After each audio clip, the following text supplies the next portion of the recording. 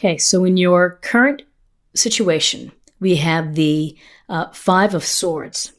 So with this Five of Swords, this is really a card of conflict and of someone winning and someone not winning. Because you can see there's the guy here who's standing with the swords, kind of looking over his shoulder at the people walking away. And maybe these people walking away have had enough and have laid down their swords and just said, forget about it. I'm out of here. It's not worth it to me to win.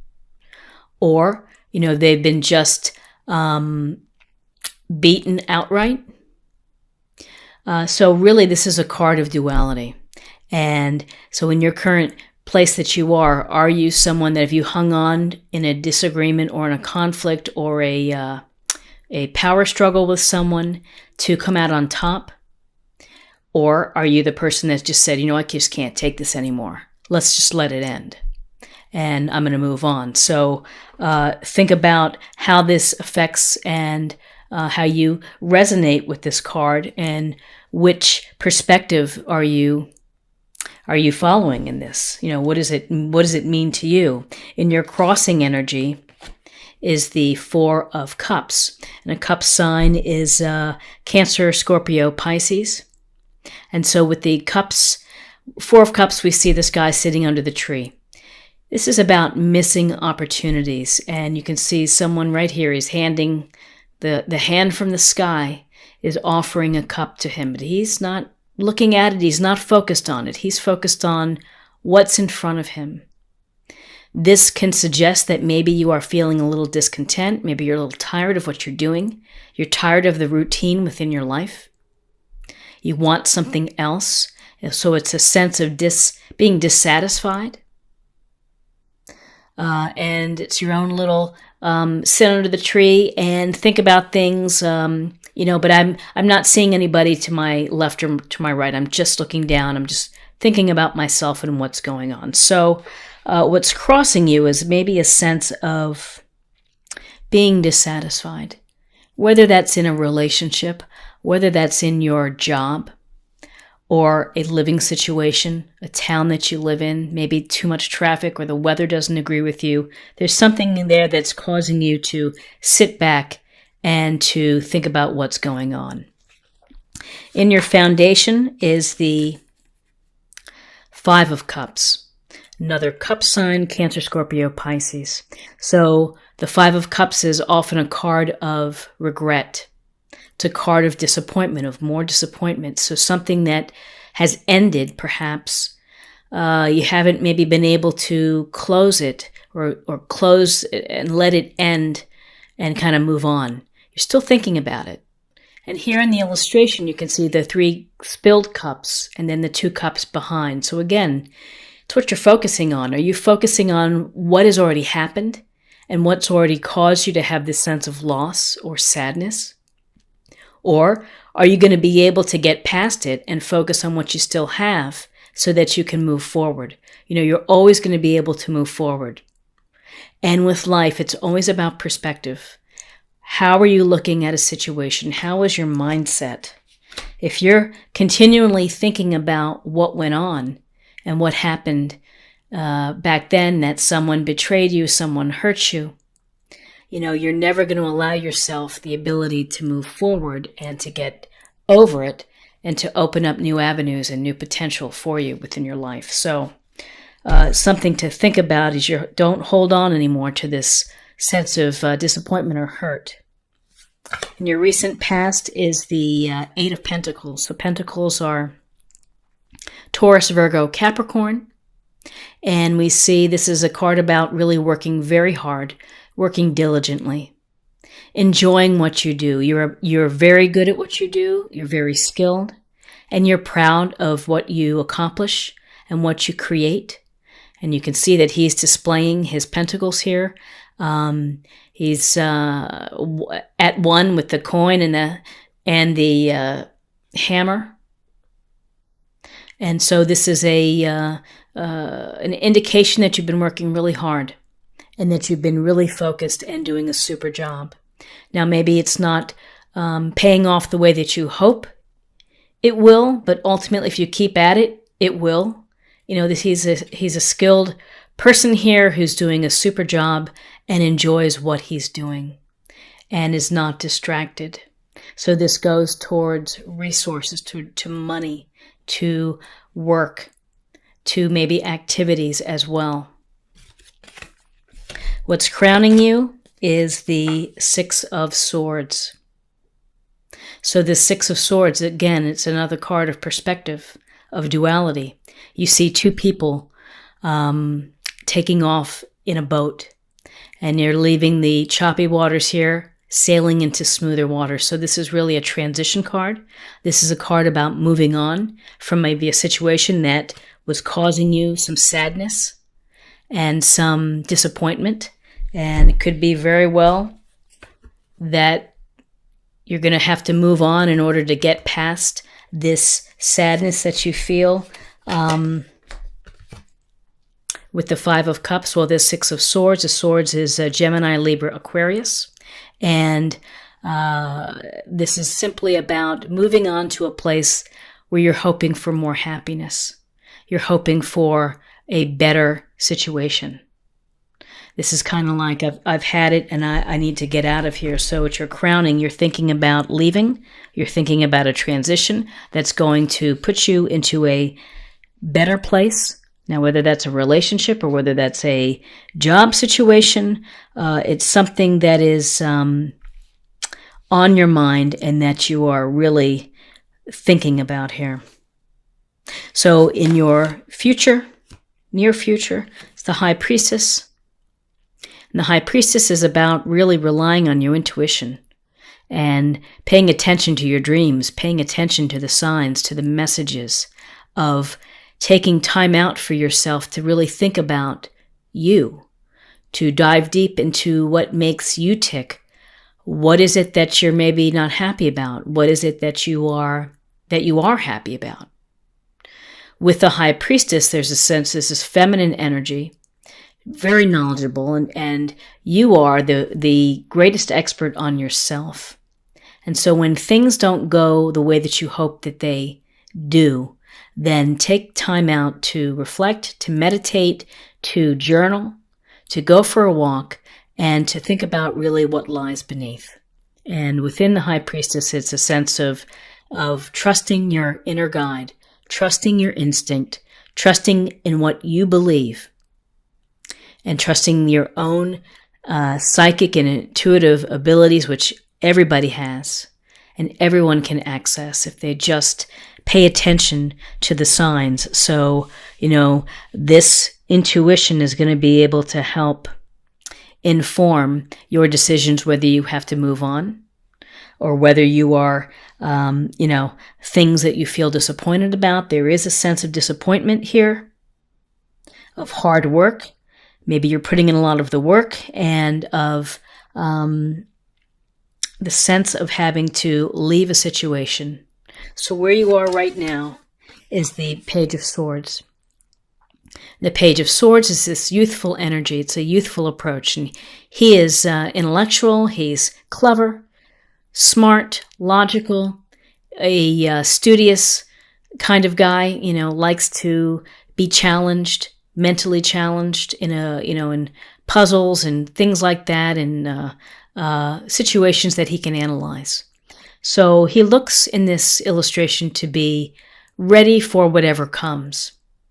And I think that's a strong message within this reading, is that you are going to be ready and in a position to do what you need to do to ride through these tough times.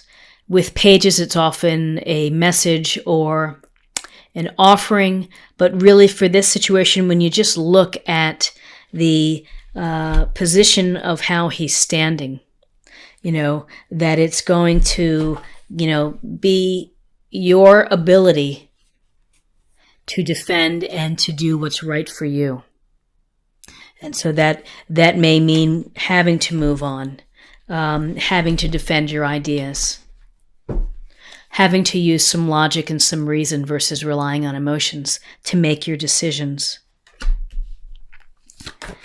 In your environment is another youthful energy, the Page of Wands, which is the Page of Wands is saying, go out there and do something. This is a youthful energy that is looking for adventure, looking to get out there and to do things. So again, if you feel disappointed, if you feel in conflict, if you feel that you need to get away, that you're working too hard, the Page of Wands is a wonderful encouragement to you to go have some fun, to go have some adventure, to do things that fire up your passions. With the Page of Wands, we've got Aries, Leo, or Sagittarius. And Wands is about what lights your fire. What enthusiasms do you have? And so if you've let things slip by, if you haven't had time to focus on what makes you happy or what's fulfilling to you, then this page is saying, pick something. Do something that's going to bring you some sense of creativity, happiness, passion that's going to make you feel good. In your hopes and fears, we have the Star. And this is a lovely card. The Star is a wonderful message of believing that everything is going to be okay. That you have faith in yourself. You have faith in the universe and in the stars to guide you to the right way. You have, this ability to heal and an ability to, just to let yourself recover and to recover from the hurt, to recover from the regret, to recover from disappointment, that you can get past all of this and you can move forward to a place of happiness and of fulfillment and of good health. So, we look to the stars for guidance, and this is a marriage of the physical and the spiritual sense, which is to get your physical body together, along with your spiritual side, which is to reconnect with yourself. And you can reconnect with yourself.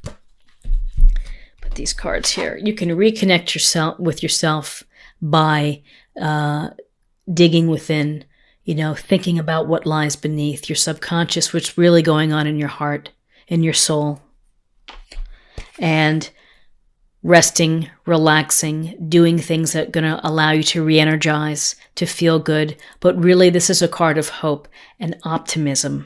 So in December, you have, you may be facing some little rough moments here, but ultimately, you're in a place where you're going to have faith in the outcome. Faith that the universe is going to give you what you so desperately want. And in your outcome is the Knight of Cups.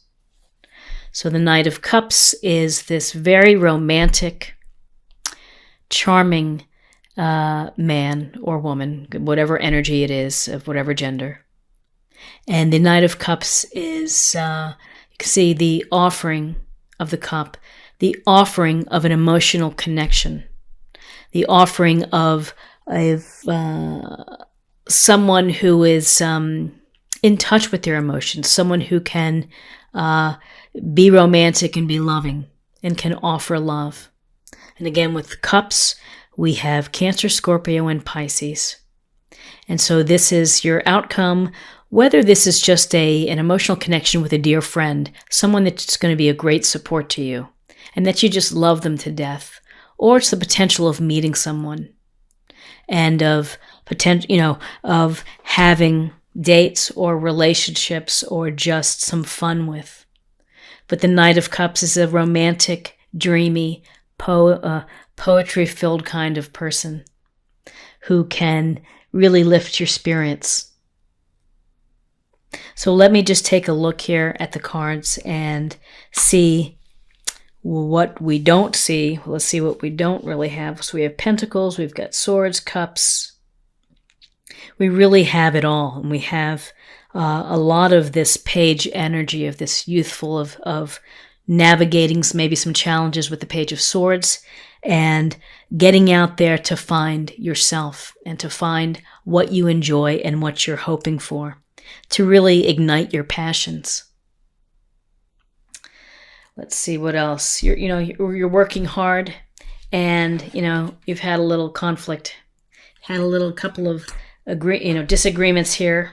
You can get past those. You've had some disappointment, You can definitely change your mindset and get away from that perspective. And, you have some decisions that are coming your way of maybe just to move on, to allow yourself to move on. So this is a beautiful card, laughter. So it seems that laughter is like life's best medicine. And so when you feel a little bit of regret, when you feel a little bit of dissatisfaction with how things are going, laughter can lighten the load a bit. And if it's laughter with your family, simply watching a funny movie, reading a funny book or article, watching some things on YouTube, laughter can lift your spirits. And so allow laughter, have some good laughs with your friends and go out with your friends, enjoy, smile, and let people see you laughing. And when you're laughing and smiling, that Knight of Cups is going to come right in with his cup and say, hey, how are you? And finally, let me get a Goddess Guidance card, kind of as a practice area or a meditation focus for the month of December. Nimatona, sacred space. Create an altar or visit a power place to connect with the divine. Oops. So I don't know how many of you have altars or have a little place that is your own. It could be a nook. It could be just a part of a, outside on the deck or in one of your bedrooms or in the living room, but it's a place for you to kind of just gather yourself and to pray or to meditate or to reflect. Some people with their altars will have crystals set up in a grid or pictures or Buddhas or whatever divine sources or gods that you follow. Allow yourself a place that is yours and that you can calmly meditate or sit in stillness, and to, again, when you're able to have that sacred space, you're able to heal. I'm going to try not to block this. It allows you to heal and to have faith, and to have faith that the universe is going to help out and give you what you need.